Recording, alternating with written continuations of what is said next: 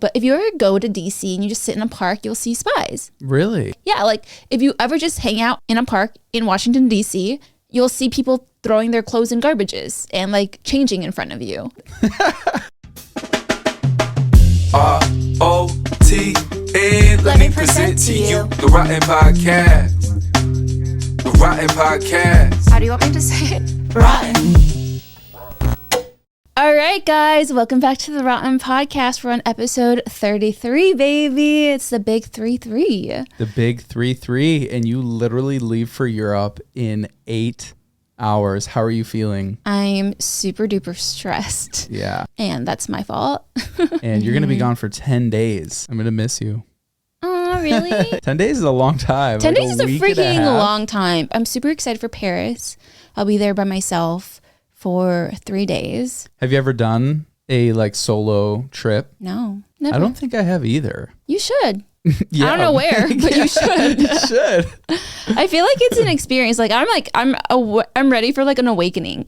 I'm ready to be in Paris by myself, being like, wow, like either this feels really fucking lonely, or I'm like, wow, I'm like so excited that I'm here. Because I will say I'm a very independent person, but I've never put myself to the test. So this is my real first test. I think you'll enjoy it, especially just being somewhere where there's so much to do and sightsee. Yeah, It's not like you're going to like the beach or something on an island where you're just sitting around relaxing. That would get a little boring, but I feel like in Paris there's good food, and I've never been, but I know you love it so much. Yeah. But the food is like what I really wanted to eat. Do you like French food? No, but I just feel like all the chocolate and cafes and stuff like that. You like chocolate?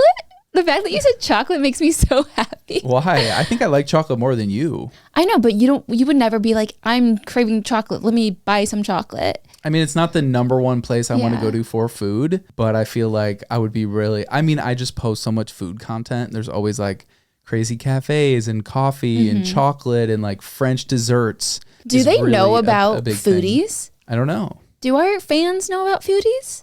I don't think so. Can we talk about it? Yeah. Yeah, I don't know, because I feel like you don't enjoy talking about it. Well, it's kind of like my side job. Like it used to be my full-time job. Yeah. And now I'm just a contractor. But for the past 4 years, I was working at a marketing agency and running a ton of really big brands and running a team. And one of the brands that I run is a really big Instagram account called Foodies, Foodys. And it's got like 7.8 million followers. I've been running it for like 4 years and nobody really knows. It's so funny. It's like, I know. I tell my friends sometimes and they're like, wait, I follow that page. And I'm like, yeah, Matt just runs it. He doesn't like to talk about it. He doesn't tell anyone he does it, but I don't purposely not talk about it, but it's kind of like your day job. Like I'm so more passionate about talking about music. And I do talk about social media stuff when I'm with social media people or that work in the industry. Because the one thing I thought was interesting when we started dating with all of your friends, because all of you and your friends are like really successful. You've been really established in the industry for a long time. And I realized like they didn't really like, your friends don't really like talking about social media.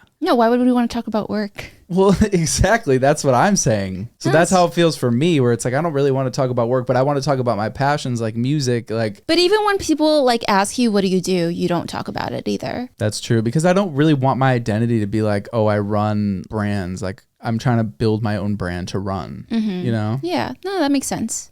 Speaking of brands, literally Mark Zuckerberg coming for fucking Elon Musk's brand right now, Twitter. Literally. What a wild turn of events. Going from back and forth on Twitter. It was the first time Mark tweeted in 10 years. I forgot what the tweet was exactly, but it led to them going back and forth and trying to literally have a fight. The post about it on Instagram, like there's a possibility they'll do a fight at the Coliseum. Elon said, I'll fight you in a cage match. And then Mark said, all right, Send me the address. location. Yeah. So, I mean, okay, if you were going to bet, who would you bet on? Elon or Mark? Mark. He's Really? he's been training. He just had a match. He won. And I haven't listened in a while, but like Joe Rogan, he talks a lot about martial arts and has a lot of martial artists on there. That's a big part of his show. And from what he said, he's like, the guy is really legit. He's trained really hard with like really good people, and he's a legitimate jiu-jitsu fighter. I did see their stats. Did you know that Elon Musk is 6'2" And news sources kind of vary, but he's either between 180 to 230 pounds. It's a big range. Okay. That's 50 pounds. I mean, it's really hard to guesstimate how big a guy is, right? Because he's not 180 pounds. There's no way. No, I think he's closer to, yeah. Well, Mark is only 5'7" and 150 pounds. Yeah. I'm sorry, but no matter how good of a fighter I am, and you being untrained, all you had to do was sit on me. And I'd be like, fuck. Well, the thing with jiu-jitsu is it is so much grappling and positioning where that is the craft. So if you're getting sit on, or you'll twist something or push a certain point or wiggle this arm up to like make room to make some crazy move. So that's why, I don't know. It's but such a toss-up. Still, getting sat on by someone who's 70 pounds heavier than you is probably kind of hard to get out of.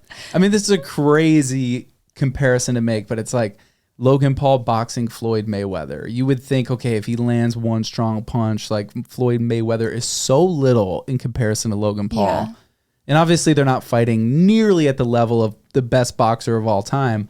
But when you do have good training and you know how to fight, exactly, size only matters so much. Mayweather didn't win at all. Yeah, he did. He won technically. I thought it was a tie. No, he won. Well, either way, he didn't win. Logan Paul has never won a boxing match. Really? Yeah, they always talk about it. I'm pretty sure. I thought they tied. No. They did not tie. The world's best boxer, who's 50-0, or he's maybe more now. It wasn't a real exhibition match, so it didn't actually count towards this record. The fight went the full 8-round distance and no winner was announced. I told you, Mayweather did not win. I remember they tied. A winner? They tied. Wait, I'm shook. I remember it was really weird because I was like, that is so embarrassing for Mayweather that he didn't win. I think maybe it was a thing where at the beginning of it, they said that they weren't going to announce a winner. Well, yeah, but also Mayweather didn't knock Logan Paul out, so there was no clear winner. It would have been up to the judges. Yeah. Which I'm sure Mayweather would have won it, but still, it was like... So then, no matter how good Mark Zuckerberg is... Well, they'll announce a winner in that Elon fight. has to do is sit on him. I feel like with that fight, they'll have a win. They'll definitely have a winner. Yeah. Yeah. I'd hope so. I heard a lot of people saying that if they were to have a fight, it would raise like $1 billion for charity because so many people are interested in watching it. And even Dana White was saying that it would be like the biggest thing on pay-per-view ever, the biggest fight they'll ever have if they end up doing it. That's just, what has our world turned into? It's like a modern day gladiator. Reality TV stars becoming presidents and fucking billionaires fighting each other. It's insane. I think it's so funny though, if you think about it, back to the Twitter, Elon Musk, Mark Zuckerberg, he that was his first tweet in 10 years. Like, I'm going to build a better Twitter. He knew what he was doing. Coming out. Yeah. And he blindsided Elon Musk so hard. Honestly, the marketing went hard for that. The fact that he did that, like maybe a couple of weeks before like they announced Threads, was insane. So good. I actually saw a clip on Lex Fridman's podcast. He had Mark Zuckerberg on a month ago, and Lex Fridman was like, hey, so I heard this rumor that Project is building a competitor to Twitter where it's text-based social media application. Can you like speak on the rumors? And Mark kind of was just like, he was a little squirmy, but he answered it in a good way. He's like, yeah, you know, I've definitely always been interested in building a text-based platform. And, you know, that's something we always want to do. And right now I don't know what it's going to be called because Lex was asking him like, oh, what's the website today? He's like, oh, we don't have that yet. And this was a month ago. So This man was plotting and scheming and he knew exactly what he was doing. But he said something that was really interesting that made me really excited about Threads. He was just saying with Twitter, they really haven't innovated anything. Yeah. And it's so true if you think about, like, I'm so excited for Threads because I know that the team at Meta is really going to innovate the way that we communicate. And that's exactly kind of what Mark was talking about, was like, there's so much room for innovation in a text-based social media platform, and Twitter just hasn't done it. But even if you think about the way that we interact and communicate, how it started with Facebook and even Instagram stories, you didn't know that that was even a valuable thing. And then they added stories, and then it became such an important part of our life and our culture. We think about no, because stories took over Snapchat. Like, he pretty much, I will say Mark is a great copycatter. Yeah. And he does it better than the competitors. Great artist steal. Exactly. What's the whole line? There's something else. Good artists imitate, and then great artists steal. Something along those lines. That sounds super familiar. Yeah, look it up. But what I was saying is that he copied Snapchat, and then Snapchat kind of went down, and then now he's copying Twitter. And I'm wondering what app is next. I mean, he tried to copy TikTok with the Reels, and that didn't hit as much. It didn't hit as much, but it definitely was very impactful. Yeah. And now it's now it's Threads. And I'm so excited to see what they do and how they innovate it. Because just like, with Snapchat, you didn't think that having stories on your Instagram feed at the top, the way that it was introduced and the way we use it would be such a valuable thing, but it has become. The way that Snapchat stories, like I've never been huge into Snapchat, but you've been storing it up lately. Oh, like Instagram stories? Yeah, I feel like it's such a great thing. It's only 24 hours, and that's also what a great thing Threads is. It's like with Threads, they just have this through line where they're able to onboard all these people straight from Instagram, like you're following your page right onto Threads, and it's so interesting to see, okay, what are these people tweeting about? Because there is that weird gap where there's like the Twitter world, and like not everyone is on it or uses it, but like everyone uses Instagram, it feels like. And so now it's interesting to see that conversion with how people are communicating on Threads. I think it's crazy because with Threads, there is no place for DMs. So it's very clean. Also, there's no bots on it yet. No one talking about There has been some bots. Really? Like I've seen, it's kind of annoying because there's a couple like people I've seen being like, there's bots, like bots be gone is like a phrase people are using, like adding Mark Zuckerberg, and it's like, all right, everyone chill. Obviously you can't prevent every single bot. Yeah, but it's way less than Twitter's bots. Oh my Lord. And it's so much cleaner. Something about it just feels so much. Twitter's just a nasty, dark place. I noticed when Elon took over, fired everyone, there were so many bugs within Twitter. We would be doing spaces and it would just bug out and you couldn't see people that were on it. You couldn't hear people talking, whatever it may be. The amount of times I would just stop hearing, but I would hear you talking in the other room. I'm like, oh, wait, I'm not hearing something right now. That was really right after he took over. No, yeah. I just feel like with Twitter, there's so much baggage. There's so much baggage around Twitter. It just feels like it's been through the ringer. It's been such a controversial topip about free speech, and it's been so political, and it's like it just feels tainted and like dirty. I don't know, right? Like I don't know. That's the way that I feel about it. No, I agree. Well, the thing about Twitter is like there's all these anonymous pages and people that will just say wild things to get reactions. Yeah, and that's kind of what's made it a cool, fun place. But also that's the same thing that's made it negative. You have all these fake bots, personalities, people just saying wild shit. And the thing about Instagram in Threads is tied to your Instagram. It's tied to your Instagram. So there's that extra layer of verification. So you're already weeding out so many people that won't destroy or make your feed just something you don't want to see or interact with. That's true. Also I heard that if you're blocked on Threads, like you get kicked out of Threads, you get kicked off of Instagram as well. So like your behavior on Threads really also affects Instagram. So you can't spam people with DMs. I mean, you can't even do that even if you wanted to, but you can't spam people with messages and ats and likes and follows. And if you do that, you actually get kicked out and then kicked off of Instagram. Which I think is a great thing. There needs to be some level of accountability. And that was always something that I had a problem with Twitter. It is that weird gray area about free speech, but there needs to be some form of accountability where you can't just have these random people posting and interacting and doing body things and saying wild shit, because then if that's your town square, like Elon Musk likes to call it, it's just littered with a bunch of garbage, a bunch of fake perspectives and people that aren't really saying what they mean. They're just saying something to get a reaction. Yeah. Well, on a positive note, I think the reason why Threads is doing so well right now is because of the dopamine hit. Like when I downloaded it, maybe 10 minutes later, I texted Matt. I was like, Matt, download Threads right now. You took a whole hour. And in between that 1 hour. No. Because in that 1 hour, I got like 1,500 followers and my phone was like ding, ding, ding, ding, ding, ding. It was ringing and vibrating like crazy. I'm like stupid or like a grandma. I didn't know how to turn off my notifications for like a whole hour. I was like, how do I do this again? I was sitting next to you on the couch and was like, bzz, I was like, how do I turn off my yo. notifications? Literally, my phone ended up dying because it was buzzing so damn hard. But it reminds me of like, you know, when you get a new follower, even as a normal person, unless you're on private, you kind of get like excited about it. And as someone that's gotten followers for like the last decade, I still get excited when I get a new follower. So I was literally high on life that night. And I was just like, I spent the entire night on Threads. Me too. Yeah, it was fun. I saw someone make a thread. I don't even know what's the term. It's like Thread. Threaded. Yeah. I'm it's threading. Like I tweeted. I threaded. Someone thread. I saw someone make a thread that was like that thread follower notification just hits different with like a comforting face. It does. It does. It's something about it. It's just clean.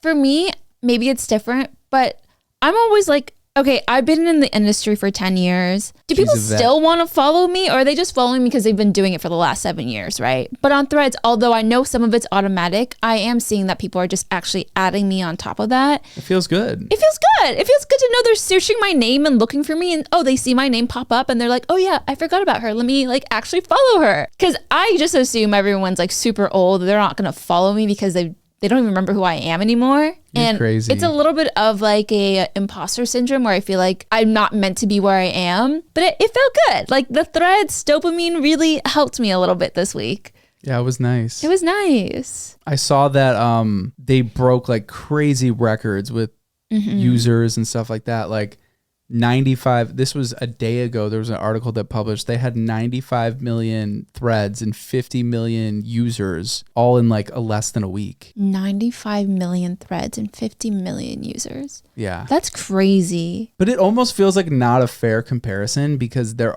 just onboarding from the app directly. But so it's not so smart. You know, I've seen so many carousels on Instagram like, this is how long it took Netflix to get to 1 million subscribers. It took I actually have those stats. I'll say it right now because I think it's very interesting to see. And yeah, say it. But where I was going with it is like, it doesn't feel the same. They're not starting from scratch. They're starting with a huge user base already, just onboarding people. So I saw this tweet. This is how long it took platforms to reach 1 million users. Netflix, 3.5 years. That's a fucking long time. Twitter, 2 years. Facebook, 10 months. Spotify, 5 months. I was actually shocked at that one. I thought it would have been longer. Instagram, 2.5 months. ChatGPT, this was crazy news 6 months ago.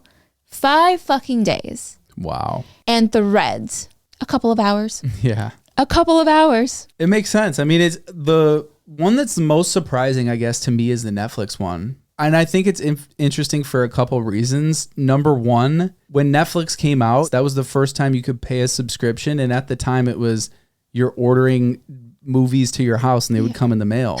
But it was offering a better solution. And so I'm surprised it took 3 years. The Spotify one makes sense because to shake up the music industry and to provide a platform where people could search their favorite artists, curate their own music and save it and download it. I remember my first time on Spotify. Really? Like you thought it was that crazy? Yeah, I'm such a music fanatic where in high school I had to like, it was always like who had the coolest CDs, you know, you'd come to school with like, oh, I found this dope rap thing. You know, you're looking on YouTube, you're downloading, you're burning songs and you're torrenting. So you're trying to, exactly. So all of a sudden you have this platform where you pay a subscription and everything is there. It was like, wait, how, this doesn't even feel real. This is insane. Yeah, I think so too. But the thing is, see, Spotify came out in 2008. And I remember thinking like, this is cool, but I had my LimeWire. I can actually own and put it onto my MP3 player and whatnot. But I didn't even hear about Spotify till maybe I was in college. Yeah. Which was 2012, not to age me. Yeah, I think I found out about it 2011 or around that time. Apparently they got 1 million users in 5 months in 2008. And I'm like, I didn't hear about it till I was in college. But Netflix took 3.5 years, but that's because they launched in 1991. No way. 1991. I had no idea. Yeah. So before you were born, they launched. Before you were born too. Yeah. But I never used Netflix in the like CD way. Yeah. I only used it once it became online only. I used it when it was both. So you can get the good movies, and then they didn't have a huge selection where you could watch. They did, but it was movies you didn't really care about. I mean, you'd find a couple for sure, they eventually, and I think just recently, actually, they got rid of that service. Yeah, I was Surprised actually how just long looking it this took up. them to get rid of that. Oh my gosh, they're still doing it. I thought they canceled that part of their service. No, I'm reading it right now. September 29th, 2023 will be the last time they'll do the DVDs. Wow. So you still have like 2 months. Guys, go get a DVD. Go get the last DVD. Play a DVD. Like, MacBooks don't have DVD players. Nobody has DVD players on their TV unless you have like an Xbox. I mean, some people do, but like for the most part, most people don't even have the hardware to play a DVD. No. We would have to find a DVD player. I mean, we could hook Wait, them don't we Xbox, have a but- PlayStation? Yeah. They have a DVD player and a Yeah, PlayStation, but yeah, right? yeah, you can play it in there. That's what I was saying. But Sorry, remember when PlayStation said Blu-ray disc player? And Blu-ray was the biggest thing. Fucking that came scam. And went. It literally, it was always so cool. I still own like 3 Blu-rays. you spent the extra $10 for a Blu-ray DVD instead of a normal one? Yeah, I was in high school and I was like, all right, I'm gonna get The Dark Knight Rises and a couple other of my like favorite movies. It was, like Was there $10 supposed more. to be a difference between Blu-ray and DVD? Like what? The quality sound? HD. Oh, that's it? Yeah, but that was like when HD was like a huge new thing. I remember the first time I watched HD TV at my dad's friend's house, and it was a football game, and I was like, holy crap. Like, this is insane. Like, this is some rich people shit. Really? Like, that's wild. And then for so long, like DirecTV, you'd have to like pay so much extra to get the HD channels, and there was like the regular channels and there was the HD channels. But Blu-ray was HD, and so regular DVDs weren't. That's so weird. And so I didn't that know was that. yeah, so it was like Blu-ray was the only thing really growing with the technology of these new TVs that were coming out. Except it came and went. It came and went quick. Yeah. Because people were like, wait, we don't need to do like a Blu-ray extra thing just to watch something in HD, because everything just turned Leveled into up. that resolution. Yeah. You know what? I do remember the first time I watched something in HD, and it was actually one of the soap operas. And I remember thinking the cast was ugly. I was like, whoa, it's like too much detail. I can see their fucking pores. I didn't even know these fucking bitches had pores. I remember being like, what? Like, I could see everything on their faces. I did not like it. I did not like it at all. I was like, go back to standard. It's so funny when I remember when you would see someone's really nice TV and you're watching a TV show that's old and then it looks so weird and uncomfortable. You're like, this doesn't even look like a TV show. These look like people standing around a living room that was like filmed on a home video camcorder that was put on a tripod. I know. Remember when shows were in square mode? Like before watching it? widescreen, Yeah. it was a square. Oh, yeah, all of our of old course. shows like Sex and the Absolutely. City, square. Friends in a square. Like, why did we do that? That's so funny to think about. Like, you have the movie theater. Well, were movie theaters square screens as well back in the day? They must have been. Yeah, because why would anyone be like, we're doing a square now Yeah. for the TV? They must have. I can't remember watching a movie when I was that. I actually wasn't allowed to watch TV until I was probably 8. Really? I would get in trouble. Like no TV at all? No TV. Have I not told you this? I remember you telling me like, oh, I wasn't really allowed to watch TV, or oh, I couldn't No, watch straight up, I SpongeBob. could not watch TV when I was living at my grandma's house. She like, said no. No, it wasn't my grandma. It was my uncle. Really? Yeah. It was actually really fucked up because my grandma would fucking watch TV And so you'd be like creeping and I'd be around the creeping corner. around the corner watching it. And then, like, if my uncle came home, I'd get in a lot of trouble. Actually, my grandma would let me watch it and then she'd be like, Uncle's home. Uncle's home. Go. That's crazy. Yeah. Well, you turned out all right, so maybe it worked in your benefit. I know. Instead, I did extra homework on top of the homework I was given as a kid. So that was fun. What do you mean extra homework? Like I was given extra homework on top of my homework from my uncle. He would give you more homework to do? Yeah. Why do you think I turned out so damn smart? Book smart, not street smart. He really failed in that point. You're both. A little of both. I don't think for I'm sure. that street smart. You know I how to am- maneuver. What are you talking about? Really? Street Look smart at this as in house. I'm fucking gullible. You are pretty gullible. I'm fucking gullible. And I think that's a street smart thing, right? That's one aspect of being street smart, but I feel like you're street smart in the sense of you can navigate, figure out how to get somewhere, go somewhere, what to do in a situation. Yeah. Like being independent is a form of street smart. I would say that's probably the highest level of street smart, is just being independent, right? You're being so nice to me. I never thought in my entire life I was street smart. You're definitely street smart. You own your own house. To me, like, you reading a map means like you're you built book a smart. wall. Like, I would consider that a part of street smart. Maybe I'm wrong. No, I feel like street smart is like, I don't know, not being gullible. I think that's one part of it. Can I look up the definition really fast? Yeah, sure. What is the definition of street smart? Okay, street smart. The experience and knowledge necessary to deal with the potential difficulties or dangers of life in an urban environment. I would say you're street smart to a degree. There's things where you're a little naive about. I wouldn't say stupid, naive. Like, no, we don't need curtains in the front of our house. You know, like certain things where it's like, it just makes sense to do that. I've come to realize that I just genuinely think people are being honest with me when they're telling me something. And so I've been duped many times. Luckily, I'm not giving the Prince of like Namibia like $100,000. Smart enough for that. But if someone was like, yeah, like I'm a spy, I fucking believe them. And true fucking story. Did I tell you the story? No. Okay, so at UCLA, every year, like all the students pretty much go to Las Vegas for Memorial Day because they have like these amazing deals. Like the promoters make so much money, and you get to go on like a 4-day weekend to Vegas for like $250 and the clubs, and you get like free club service, right? So it's like super cheap. Either way, I was at a club my senior fucking year, and these guys who, now that I look back on it, were just trying to hit on me, but it was like a group of 3 guys, and I was with all of my friends, Allison, the Allisons, and Amy. And they were talking about how they were in the military and that they got shot in the military. And I remember asking one of the guys, like, oh, can I see your like gun wound? And he was like, no, like I don't show people that. And then he was like, yeah, like I live in DC. I'm like not a spy, but like I'm a spy. But if you ever go to DC and you just sit in a park, you'll see spies. And I'm like, what do you mean? He's like, yeah, like if you ever just hang out in a park in Washington, DC, you'll see people throwing their clothes in garbages and like changing in front of you because they're spies. And I'm like soaking this up. He's like telling me everything, like how many like wars he's been in. He's like my age. So I didn't think about it. But afterwards, Amy was like, you know, they were lying, right? I was like, what do you mean? She's like, they were just trying to hit on us. Like they're not fucking spies. And they didn't get shot because, like, if you were to get shot, you'd probably show people your gunshot wound. Like, it's a cool thing to show people. Maybe. It depends unless where. Unless it was in your dick, but, like, maybe. It depends where. Either way, very gullible. I completely soaked it up. I was like, oh my God, I met spies. What? You're hilarious. But I think you wouldn't be gullible about things that would matter.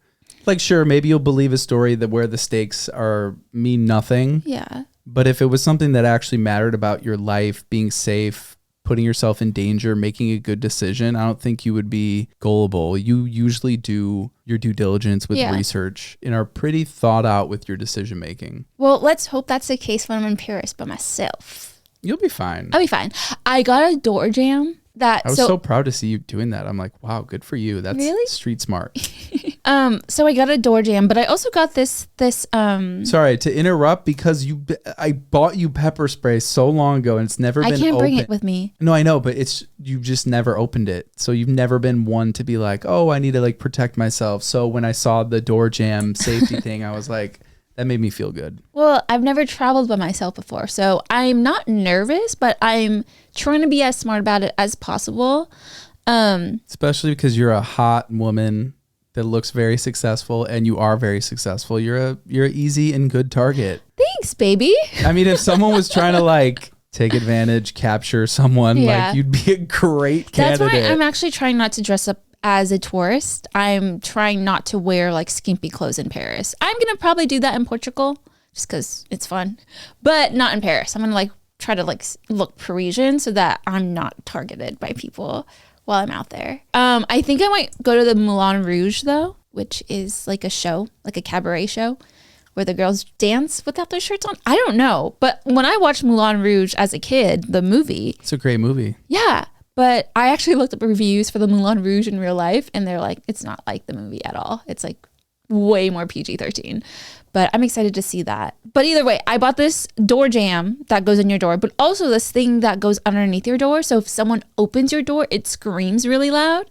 like a little alarm. Really? Yeah. Was that beeping that was going off? Early this afternoon? Yeah, there was like a super constant loud beeping that was like going on. It was maybe like something else. It was like 10 seconds I had it on. Oh, maybe not then. But it was fucking loud. And I had it on the lowest setting. I was like, this is scary. And I might actually bring it with me while I walk around town because I'm like, this thing is so loud that if I felt I was unsafe, I could just push the button and it would like an Amber Alert. Yeah, it screams. But I'm excited. I'm excited for this fight, Elon versus Mark. I heard that they might do it at the Colosseum in Italy, which seems crazy, but not far-fetched because apparently one of the politicians in Italy said yes. Wild. Wild time to be alive. I wonder how expensive those tickets are going to be to see it because only a few hundred people can watch at the actual Colosseum. Oh, really? Yeah. Well, because it's a historical monument, Right, and so right. they don't want like rowdy commoners like us. I saw an article actually that some like tourist like carved his name on the Colosseum and got like 7 or 9 years in jail and was like pleading for his life. The British guy, right? I think so, yeah. He said like Scott plus Haley or whatever his name was plus his girlfriend's name 2023. It was like, seriously? Like, are you 12? Idiot. Are you 12? He was not 12. He was like 20 something. Fucking dumbass. bro. Which is why they can't have people going to the Colosseum. Yeah, like what an idiot. Like, why would you do that? It's the Colosseum. It's so... He was like, I didn't know how old the Colosseum was. Like, bitch, don't pretend you're stupid. You know how old it is. I mean, it sounds like this person's actually pretty dumb. You think? He freaking carved his initials like a 4-year-old. Like it was like a neighborhood girl and being like, me and Tiffany, like heart carving it on like a neighborhood tree. Me and Tiffany forever and ever. Idiot. Stupid idiots. Well, anyways, I hope you have fun in Europe. I can't believe that you're leaving in 8 hours. Mm-hmm. And I'm excited for you. Thank you. I want you to be safe. I will be. With my little door jam that's going to scream at people. I'm so happy to hear about this door jam. You have no idea. I need to make a video on this. I haven't been saying anything because I don't want to like spook you out. But I'm like, part of me is like, you got to be safe. You got to be careful. But you'll be fine. I'll be fine. I can fight. Ish. You cannot fight for I can't shit. fucking fight. But I'm not scared to fight if I had to. Small dog, big bark. No bite. No bite. Literally the best way to sum you up. Pretty funny. But anyways, we should probably wrap this up. I know you got a lot going on. And we will see you guys next Tuesday. So make sure to like, comment, subscribe if you're not already, and give us those 5-star ratings, baby. A Tiffany classic. And we will see you guys next Tuesday. See you next Tuesday. Bye, guys. Bye.